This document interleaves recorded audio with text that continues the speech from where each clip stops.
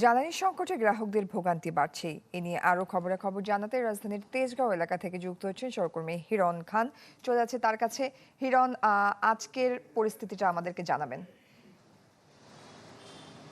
সময়ের সাথে সাথে দেখা দেয় নিত্য নতুন প্রয়োজন। রেডি থাকতে হয় প্রতি মুহূর্ত। তাই এলো ইনোভার, যেন আপনি লাইফে থাকেন রেডি প্রতিদিন। ইনোভার, ডিজাইনড ফর নাও। জয়ী, এই জ্বালানি তেলের ভোগান্তি কিন্তু আসলে নিত্যদিনের হয়ে দাঁড়িয়েছে বাংলাদেশের মানুষের কাছে এবং রাজধানীবাসীর কাছে আসলে সেটা তো অনেকটাই দুর্ভোগের। এবং আপনি দেখতে পাচ্ছেন যে আমি এখন রয়েছি ৭ রাস্তার তেজগাঁতে এবং যে জায়গাটিতে অধিকাংশ তেলের পাম্প, প্রায় ৪টি থেকে ৫টি তেলের পাম্প রয়েছে এই এলাকাটিতে।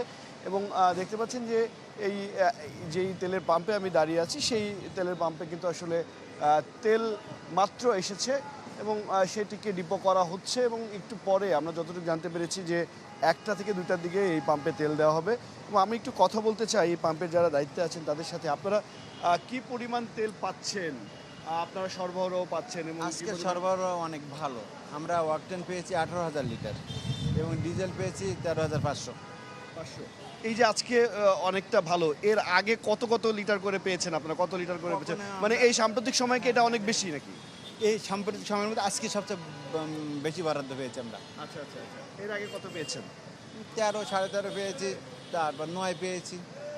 আজকে সব থেকে বেশি। আজকেই সবচেয়ে বেশি আমাদের জন্য। যেমনটি শুনলেন, তিনি হাসি দিয়ে আসলে এই কথাটি বললেন এবং তাদের যারা বিক্রেতা আছেন এবং যারা ক্রেতা আছেন সবার মুখে আস্তে আস্তে স্বস্তি ফেরার চেষ্টা করছে। কারণ জানেন যে এই যে যুদ্ধ পরিস্থিতি সেটি নিয়ে আলোচনা চলছে, তার রেশ কিন্তু আসলে সেই আলোচনার রেশও কিন্তু বাংলাদেশে পড়া শুরু করেছে।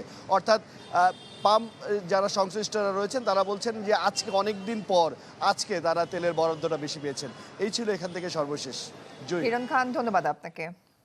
দর্শক, জ্বালানি সংকট পরিস্থিতির সবশেষ খবরাখবর জানছিলাম আমরা।